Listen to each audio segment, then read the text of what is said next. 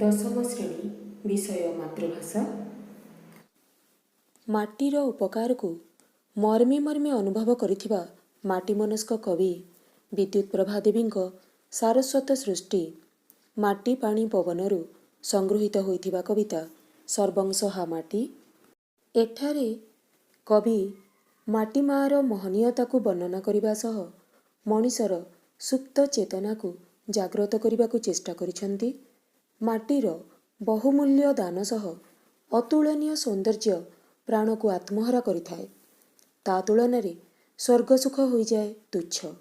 ମାଟି ଅତି ନିଜର, ଅତି ଆପଣାର, ସବୁ ଅଳିଅର୍ଦଳିକୁ ମଧ୍ୟ ସହିଯାଇଥାଏ।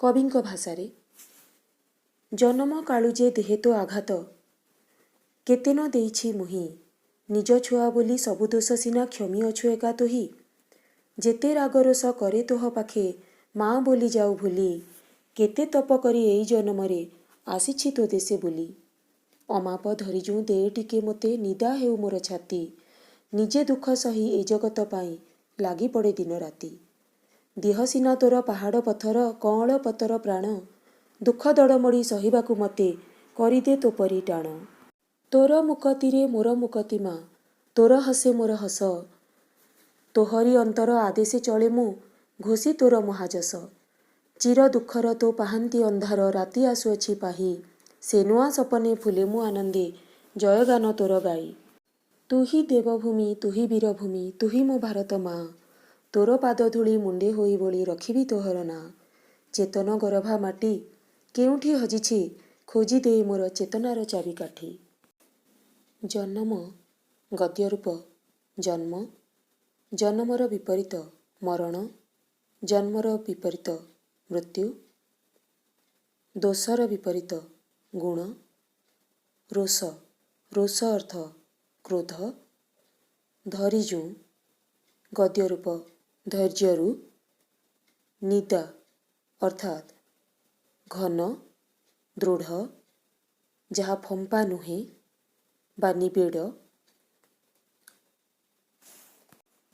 ଦଡ଼ମଡ଼ି ଜଞ୍ଜାଳ ଚଳେ ପରିଚାଳିତ ହୁଏ, ଚେତନା ସଂଜ୍ଞା, ଜନମ କାଳୁଜେ ଦେହେ ତୋ ଆଘାତ କେତେ ନ ଦେଇଛି ମୁହିଁ। କବି ଏଠାରେ ମାଟି ମାଆକୁ କହୁଛନ୍ତି ଯେ ସେ ଜନ୍ମ ହେବା ପରଠାରୁ ହିଁ ମାଟିକୁ ଅନେକ ଆଘାତ ଦେଇଛନ୍ତି, ହେଲେ ନିଜ ଛୁଆ ବୋଲି ସେ ସବୁ ଦୋଷ ଅଳିଅର୍ଦଳିକୁ କ୍ଷମା କରିଦେଇଛି। ଜନ୍ମଠାରୁ ମଣିଷ ଭୂପୃଷ୍ଠରେ ପାଦ ଦେଇ ତାରି ଉପରେ ଖେଳିବୁଲି ଜୀବନ ଅତିବାହିତ କରିଥାଏ। ଆବଶ୍ୟକ ହେଲେ ମାଟିକୁ ଖନନ କରି ନିଜର ଆବଶ୍ୟକତା ପୂରଣ କରେ, କୂଅ ପୋଖରୀ ଘର ଆଦି ନିର୍ମାଣ କରେ। ଏହାଦ୍ୱାରା ମାଟି ମାଆକୁ କେତେ ଯେ ଆଘାତ ମଣିଷ ଦେଇଥାଏ ତାର ହିସାବ ମଧ୍ୟ ସେ ରଖିନଥାଏ। ସବୁ କଷ୍ଟ ଆଘାତକୁ ସହି ପ୍ରତ୍ୟେକଟି ଦୋଷକୁ ମାଟି ମା କ୍ଷମା କରି ଆମକୁ ଅନେକ କିଛି ଯୋଗାଇ ଦେଇଥାଏ। ତାରି ପାଣି ପବନରୁ ଆମକୁ ବଞ୍ଚିତ କରେ ନାହିଁ। ସେ ତାରି କୋଳର ଛୁଆ ବୋଲି ସବୁ ଦୋଷକୁ କ୍ଷମା କରିଦେଇଥାଏ। କବି କହିଛନ୍ତି ଯେତେ ରାଗରୋଷ କରେ ତୋହ ପାଖେ ମା ବୋଲି ଯାଉ ଭୁଲି। ମାଟି ମା ଉପରେ ଯେତେ ରାଗ କ୍ରୋଧ କଲେ ମଧ୍ୟ ସେ ଆମ ମା ବୋଲି ସବୁ ଭୁଲି ଯାଇଥାଏ, କୌଣସି ଅଭିମାନ ରଖେ ନାହିଁ। ଏହିଭଳି ସ୍ୱର୍ଗୀୟ ସୁଖର ଅନୁଭବ ଦେଉଥିବା ମାଟି ମାଆକୁ ପାଇ କବି ଗର୍ବିତ ହୋଇଛନ୍ତି ଯେ ଏଇ ଦେଶେ ବା ଏଇ ମାଟି ଉପରେ ମଣିଷ ଜନ୍ମ ଅନେକ ତପସ୍ୟାର ଫଳରୁ ସେ ପାଇଛନ୍ତି। ମାଟି ଉପରେ ଜୀବନ ବଞ୍ଚିବାର ସୌଭାଗ୍ୟ ଲାଭ କରିଛନ୍ତି। ବିଶ୍ୱାସ କରାଯାଏ ମଣିଷ ଜନ୍ମ ଅନେକ ସତ୍କର୍ମ ତପସ୍ୟାର ଫଳରୁ ପ୍ରାପ୍ତ ହୋଇଥାଏ। ତେଣୁ କବିଙ୍କ ଭାଷାରେ କେତେ ତପ କରି ଏଇ ଜନମରେ ଆସିଛି ତୋ ଦେଶେ ବୋଲି। ପୁଣି କବି ମାଟି ମା ପାଖରେ ଆଶା ରଖିଛନ୍ତି, ତାକୁ ପ୍ରାର୍ଥନା ଜଣାଇଛନ୍ତି, ଅମାପ ଧରିଜୁଁ ଦେ ଟିକେ ମୋତେ ନିଦା ହେଉ ମୋର ଛାତି, ନିଜେ ଦୁଃଖ ସହି ଏ ଜଗତ ପାଇଁ ଲାଗି ପଡ଼େ ଦିନ ରାତି। ମାଟି ସର୍ବଂସହା, ତାର ଧୈର୍ଯ୍ୟକୁ ମାପି ହେବ ନାହିଁ, ତାର ଧୈର୍ଯ୍ୟର କୌଣସି ସୀମା ନାହିଁ। ତେଣୁ ମାଟି ଏତେ ଦୃଢ଼ ଯେ ସେ ସବୁ ସହି ମଧ୍ୟ ସବୁ ପ୍ରାଣୀଙ୍କର ଉପକାର କରିପାରେ। ମାଟିର ଏହି ଅମାପ ଧୈର୍ଯ୍ୟରୁ ଟିକିଏ ପାଇବାକୁ କବି ଆଶା ପ୍ରକାଶ କରିଛନ୍ତି। ମାଟିକୁ ଧୈର୍ଯ୍ୟ ଟିକିଏ ମାଗିଛନ୍ତି। ଯେଉଁ ଧୈର୍ଯ୍ୟର ଅଧିକାରୀ ହୋଇ ସେ ମଧ୍ୟ ଦୁଃଖ କଷ୍ଟ ସହିପାରିବେ, ଦିନ ରାତି ଜଗତର ମଙ୍ଗଳ କର୍ମରେ ସହାୟକ ହୋଇପାରିବେ। ଏଥିପାଇଁ ତାଙ୍କୁ ଧୈର୍ଯ୍ୟ ଦ୍ୱାରା ନିଜ ହୃଦୟକୁ ଶକ୍ତ କରିବାର ଆବଶ୍ୟକତା ରହିଛି। ପୁଣି କବି ମାଟିକୁ କହିଛନ୍ତି, ଦିହ ସିନା ତୋର ପାହାଡ଼ ପଥର କଅଁଳ ପତର ପ୍ରାଣ, ଦୁଃଖ ଦଡ଼ମଡ଼ି ସହିବାକୁ ମୋତେ କରିଦେ ତୋ ପରି ଟାଣ। ମାଟି ମାଆର ଶରୀର ଶକ୍ତ ଟାଣ ପାହାଡ଼ ପଥରରେ ତିଆରି ହେଲେ ତାରି ଉପରେ କୋମଳ ପତ୍ରରେ ପ୍ରାଣର ପ୍ରାଚୁର୍ଯ୍ୟ ଅନୁଭୂତି ମିଳିଥାଏ। ନରମ ପତ୍ର ମାଟି ମାଆର ପ୍ରାଣ ସ୍ୱରୂପ, ଅର୍ଥାତ୍ ଶରୀର ଶକ୍ତ ଏବଂ ମନ ପ୍ରାଣ କୋମଳ ଭାବନାରେ ଭରା। ତେଣୁକରି ସେ ଅନେକ କିଛି ସହି ମଧ୍ୟ ସମସ୍ତଙ୍କର ମଙ୍ଗଳ ପାଇଁ ଅକୁଣ୍ଠ ଚିତ୍ତରେ ଯତ୍ନ କରିଥାଏ।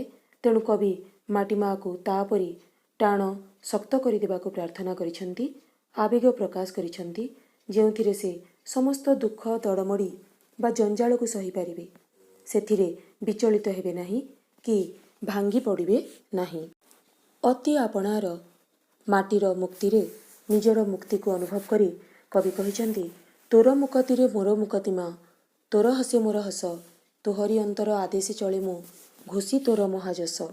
ମାଟିର ମୁକ୍ତିରେ ତାର ସ୍ୱାଧୀନତାରେ ନିଜର ମୁକ୍ତି ବା ସ୍ୱାଧୀନତା ଜଡ଼ିତ ବୋଲି କବି ଅନୁଭବ କରିଛନ୍ତି। ତାରି ହସରେ ନିଜର ହସକୁ ଅନୁଭବ କରିଛନ୍ତି।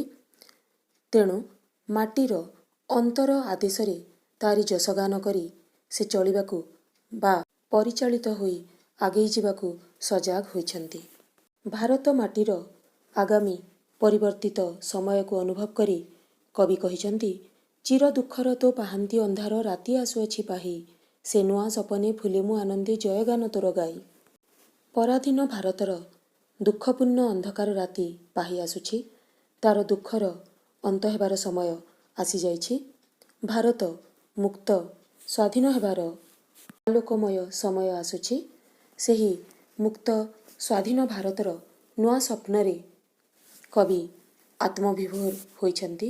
ସେହି ଆନନ୍ଦରେ ତାର ଜୟଗାନ ଗାଇ ଜୟଗାନ କରି ଗର୍ବରେ ଫୁଲି ଉଠିଛନ୍ତି। ଭାରତ ମୁକ୍ତ ହେବ, ସ୍ୱାଧୀନ ହେବ। ଯେଉଁ ଭାରତ ଭୂମି ମାଟିମା ଦେବଭୂମି ଅଟେ, ବୀରଭୂମି ଅଟେ। କବିଙ୍କ ଭାଷାରେ, ତୁହି ଦେବଭୂମି ତୁହି ବୀରଭୂମି, ତୁହି ମୋ ଭାରତ ମା, ତୋର ପାଦ ଧୂଳି ମୁଣ୍ଡେ ହୋଇ ବୋଳି ରଖିବି ତୋହର ନାଁ। ଭାରତ ମାଟି ଦେବଭୂମି। ଏହି ପବିତ୍ର ମାଟିରେ ଦେବତା ବାସ କରନ୍ତି। ଅନେକ ଦେବତା ନିଜର ଲୀଳାଖେଳା ସମ୍ପନ୍ନ କରି ଯାଇଛନ୍ତି। ଅନେକ ବୀର ସନ୍ତାନ ଏହି ମାଟିରେ ଜନ୍ମ ହୋଇଛନ୍ତି। ନିଜର ବୀରତ୍ୱରେ ମାଟିର ଗର୍ବ ଗୌରବ କୀର୍ତ୍ତିକୁ ଅକ୍ଷୁଣ୍ଣ ରଖିଛନ୍ତି। ମାଟି ହୋଇଛି ବୀର ପ୍ରସବିନୀ ବୀରଭୂମି। ଏହି ମାଟି ଭାରତ ମା। ଭାରତ ମାଆକୁ କବି କହିଛନ୍ତି, ତୁହି ମୋ ମା, ତୋର ପାଦଧୂଳି ମସ୍ତକରେ ଲଗାଇ ତୋର ନାଁ ରଖିବି, ତୋର ଯଶ ଖ୍ୟାତି ପାଇଁ କାର୍ଯ୍ୟ କରିବି। ତା ସହିତ ଭାରତ ମାଟି ଚେତନ ଗର୍ଭା ମାଟି ଅଟେ।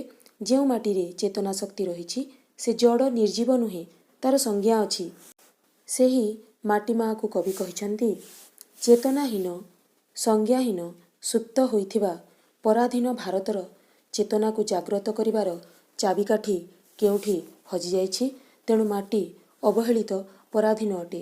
ହଜିଯାଇଥିବା ଚାବିକାଠିକୁ ଖୋଜି ସଂଜ୍ଞା ଫେରାଇ ଆଣିବାକୁ, ଜାଗ୍ରତ ସଜାଗ ହେବାକୁ, ମାନବୀୟ ଚେତନାକୁ ଜାଗ୍ରତ କରିବାକୁ କବି ପ୍ରାର୍ଥନା କରି ସମାଜକୁ ଜାଗ୍ରତ ହେବାକୁ, ନିଜ ମାଟି ମାଆର ମୁକ୍ତି ପଥରେ ଉନ୍ନତି ପଥରେ କାର୍ଯ୍ୟ କରିବାକୁ ଆହ୍ୱାନ ଜଣାଇଛନ୍ତି, ବାର୍ତ୍ତା ଦେଇଛନ୍ତି କବିତା ମାଧ୍ୟମରେ ଏବଂ କହିଛନ୍ତି, ଚେତନ ଗରଭା ମାଟି କେଉଁଠି ହଜିଛି ଖୋଜିଦେ ମୋର ଚେତନାର ଚାବିକାଠି।